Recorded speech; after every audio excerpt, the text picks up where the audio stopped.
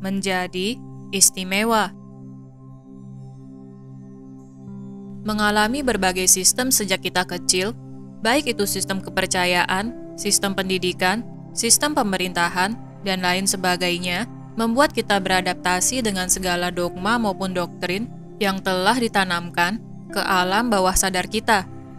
Ketika tumbuh besar, kita kemudian meyakini bahwa memeluk agama adalah sebuah keharusan agar kita tidak menjadi manusia yang berdosa.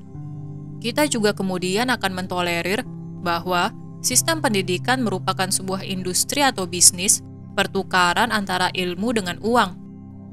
Masih banyak hal-hal yang kita tolerir sebagai aturan-aturan yang memang tercipta untuk mengekang diri kita menjadi individu yang bebas. Kita kemudian menjadi manusia yang tunduk kepada orang-orang yang berkuasa, memiliki status sosial tinggi, maupun kekayaan materi yang berlimpah. Kita menganggap bahwa orang-orang tersebut patut dihormati atau dipuja agar kita dapat hidup aman dan juga dihormati seperti idola kita. Pola pikir racun ini kemudian diafirmasi oleh orang-orang di sekitar kita, sehingga ketika kita memanipulasi atau menjerumuskan orang lain untuk kepentingan ego kita sendiri, maka kita akan beranggapan bahwa hal ini adalah hal yang wajar dan memang harus dilakukan agar kita dapat bertahan hidup. Kemudian, kita juga berusaha menjadi istimewa dan eksklusif, di mana kita meraih berbagai akses untuk kemudian menutupnya bagi orang lain. Akses yang dimaksud bisa bervariasi, entah akses untuk mendapatkan posisi di lingkungan kerja melalui suap, koneksi, dan lain sebagainya, atau akses untuk mengamankan kursi di perguruan tinggi yang kita inginkan lewat uang atau koneksi yang dimiliki oleh sanak saudara. Hal ini dianggap sebagai sebuah kenormalan di masyarakat kita, sehingga ketika kita meraih sesuatu lewat jerih payah kita sendiri, kita akan diragukan di masyarakat akibat asumsi busuk yang telah menggerogoti masyarakat kita. Kemudian, bagaimanakah cara kita untuk sembuh ketika kita memiliki pola pikir yang demikian? Caranya adalah dengan berhenti untuk menjadi istimewa. Apakah yang dimaksud dengan keistimewaan? Istilah ini sering digunakan di masyarakat kita untuk mendeskripsikan sebuah hal yang langka, terbatas, atau tiada duanya, di mana ketika kita menjadi istimewa, maka kita akan mendapatkan perlakuan khusus dari orang lain. Perlakuan khusus ini sering juga disebut sebagai pilih kasih, di mana jika dibandingkan dengan orang lain, kita mendapatkan perhatian yang lebih. Kemudian, mengapa umat manusia ingin mendapatkan perhatian yang lebih dengan menjadi istimewa? Karena mereka tidak merasa istimewa tanpa standar keistimewaan yang berlaku di masyarakat.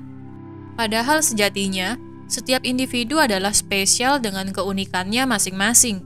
Namun, hanya sedikit dari kita yang menyadari bahwa diri kita adalah istimewa tanpa membutuhkan pengakuan dari orang lain. Kita ingin terus dipuja-puji, dihujani dengan komentar maupun suka di media sosial, dan berbagai validasi lainnya.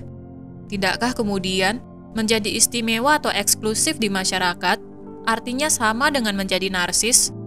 Bagaimana kita menyadari keistimewaan diri kita sendiri tanpa perlu pujian bahwa kita adalah istimewa? Caranya adalah dengan menyadari bahwa diri kita sudah istimewa apa adanya. Kita tidak perlu melakukan panjat sosial, tidak perlu menumpuk barang-barang mewah, maupun berbagai hal di luar diri yang bukan diri kita.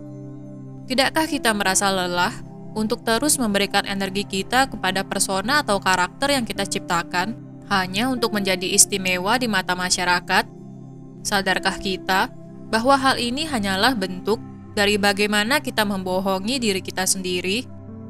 Ketika kita menyadari bahwa diri kita adalah apa adanya tanpa melekatkan diri kita dengan identitas palsu, maka kita akan menyadari apa sebenarnya peran kita di bumi. Entah itu peran sebagai ibu, sebagai teknisi, sebagai petani, dan lain sebagainya. Masing-masing peran adalah spesial karena peran-peran tersebut kita pilih sendiri bersama pemandu roh kita agar kita bisa terus bertumbuh. Istimewa bukanlah mendapatkan pengakuan dari orang lain, namun bagaimana kita menerima trauma serta kegelapan jiwa kita sendiri dan mentransmutasi emosi getaran rendah tersebut untuk terus menyadari kebaikan di dalam diri kita sendiri.